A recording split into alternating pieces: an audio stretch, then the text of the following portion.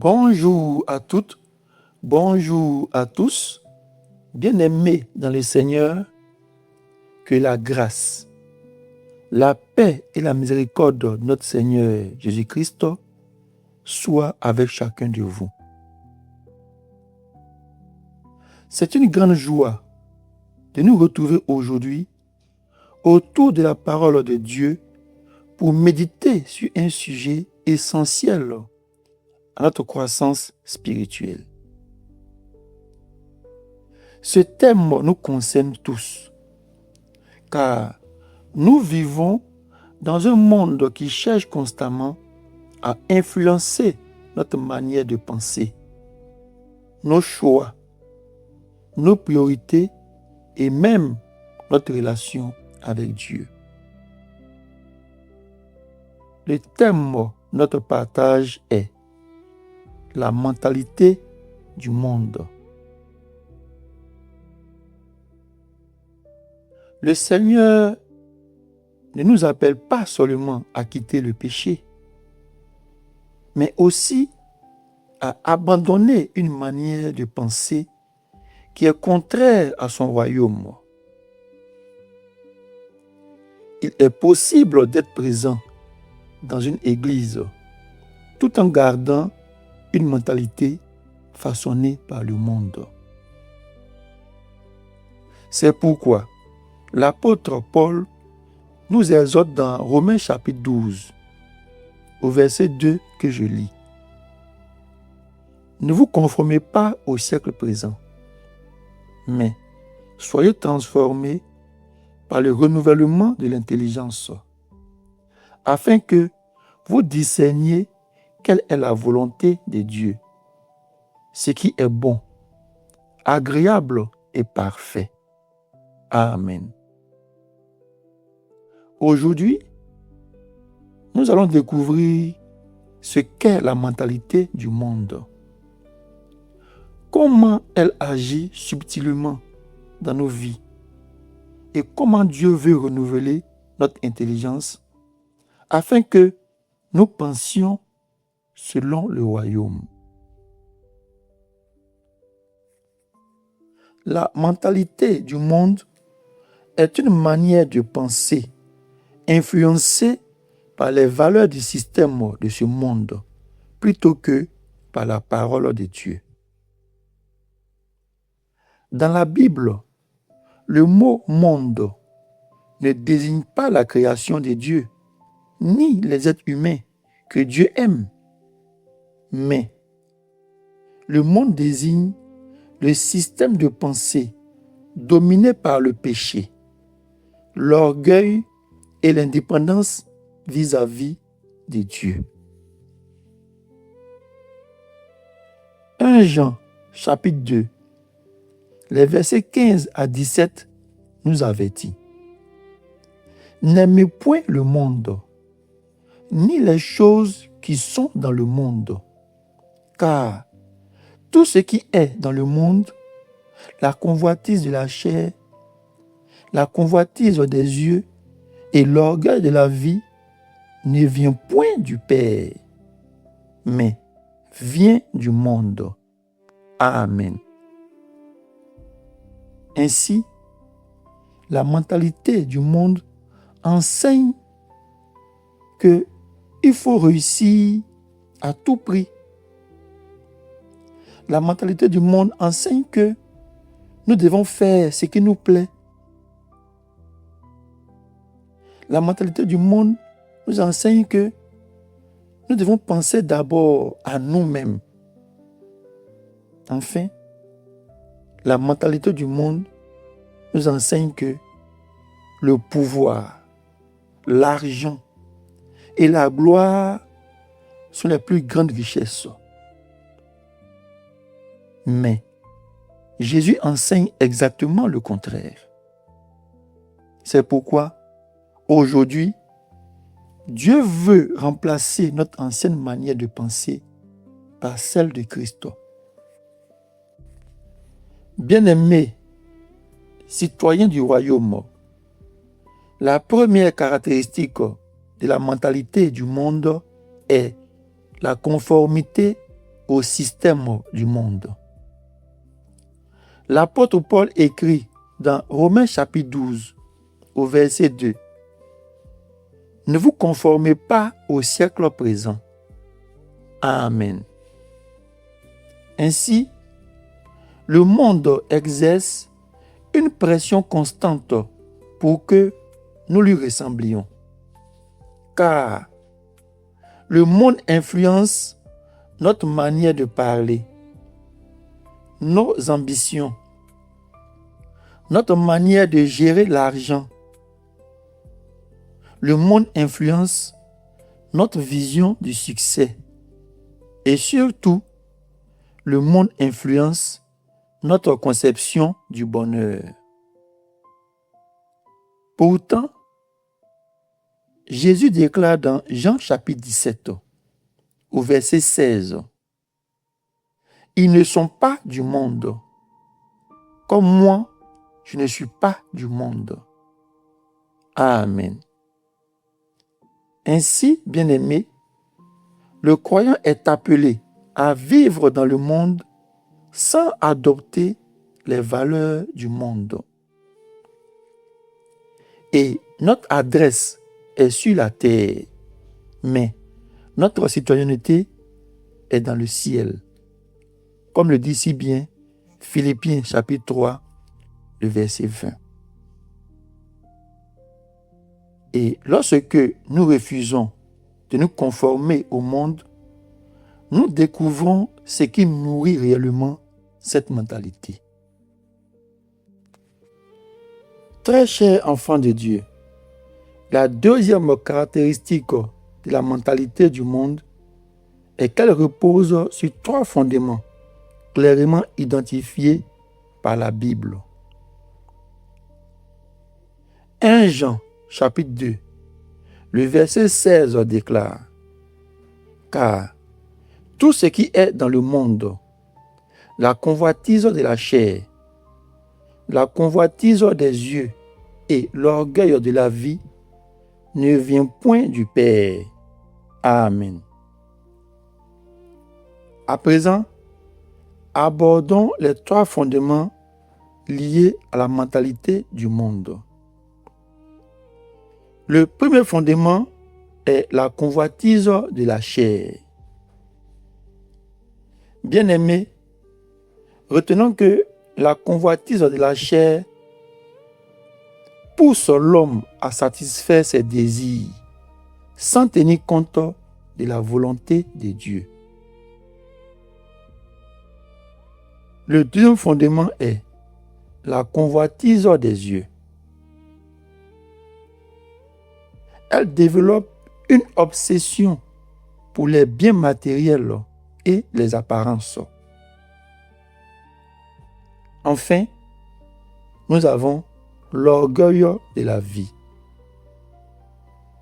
Elle pousse l'homme à rechercher sa propre gloire plutôt que celle de Dieu. Ainsi, ces 3 pièges étaient déjà présents dans la tentation d'Ève, dans Genèse chapitre 3, au verset 6. Et aussi dans les tentations de Jésus, dans Matthieu chapitre 4, du premier verset au verset 11.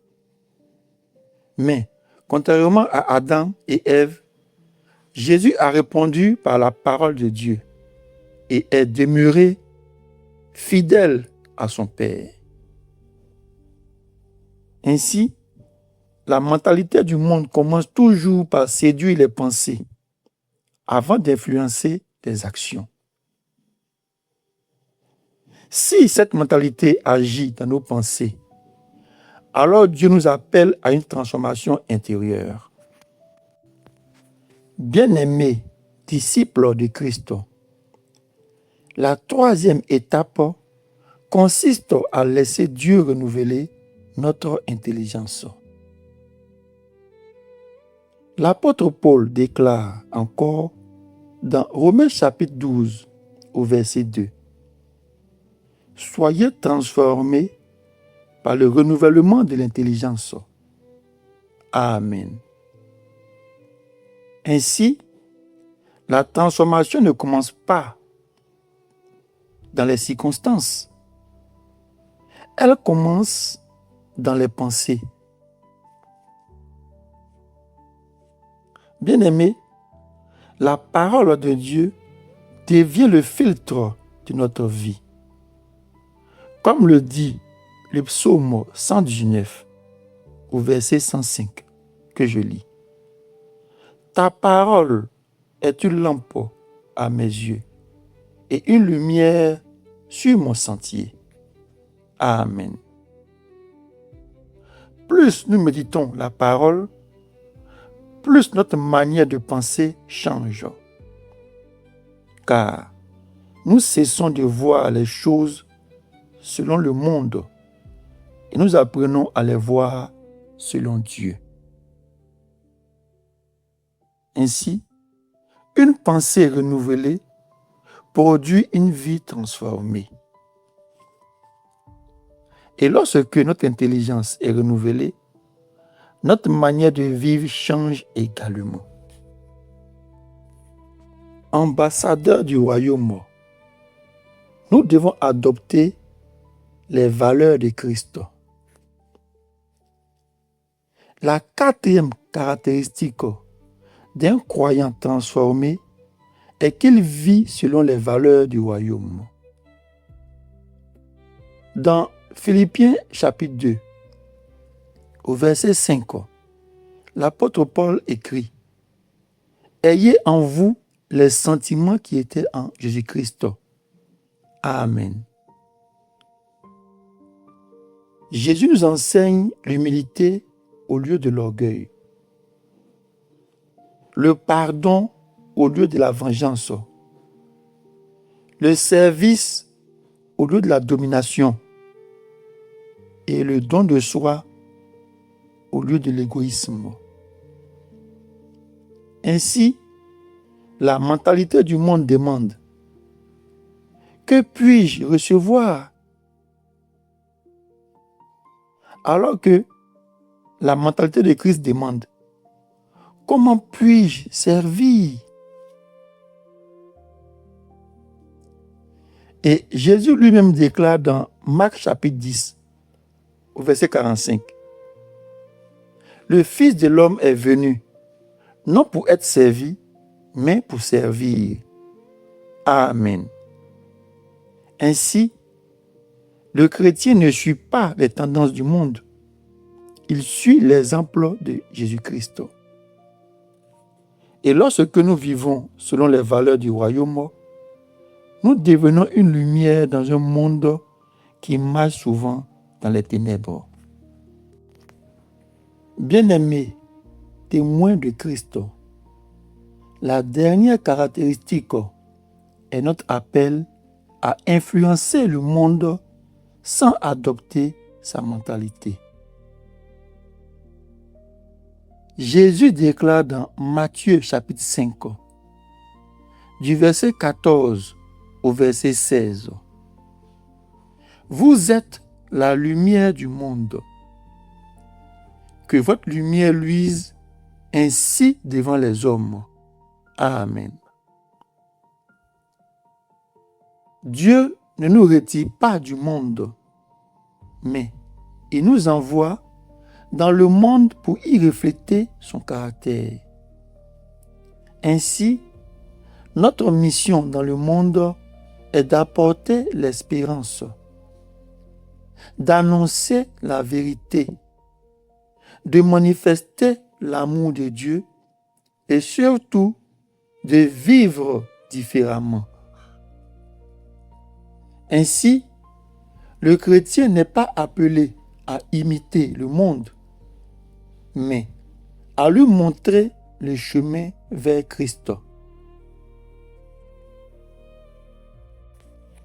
Bien-aimés, nous arrivons à la fin de notre partage spirituel de ce jour, mais avant de nous séparer, retenons que la mentalité du monde est incompatible avec la mentalité du royaume.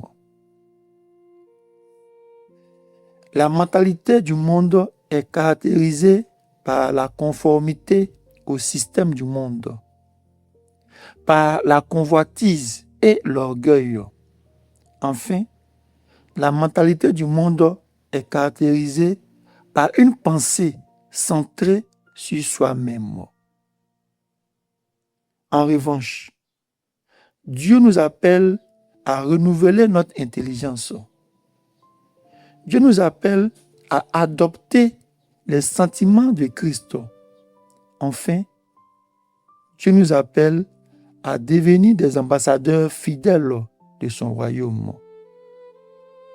Ainsi, souvenons-nous que la véritable transformation chrétienne ne consiste pas seulement à changer de comportement, mais à laisser Dieu transformer notre manière de penser.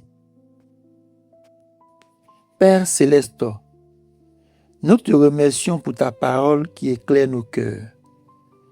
Pardonne-nous chaque fois que nous avons laissé la mentalité du monde influencer nos pensées, nos décisions et nos priorités. Renouvelle notre intelligence par ton Esprit Saint. Apprends-nous à aimer ce que tu aimes et à rejeter ce qui t'attriste. Donne-nous la force de vivre selon les valeurs de ton royaume, même lorsque le monde nous pousse dans une autre direction. Fais de nous des témoins fidèles de Jésus-Christ, des lumières dans les ténèbres et des ambassadeurs de ton royaume. J'ai prié au nom puissant de Jésus-Christ. Amen. Bien-aimés, retenez cette vérité. La plus grande victoire du chrétien n'est pas de sortir du monde, mais d'empêcher le monde d'entrer dans son cœur.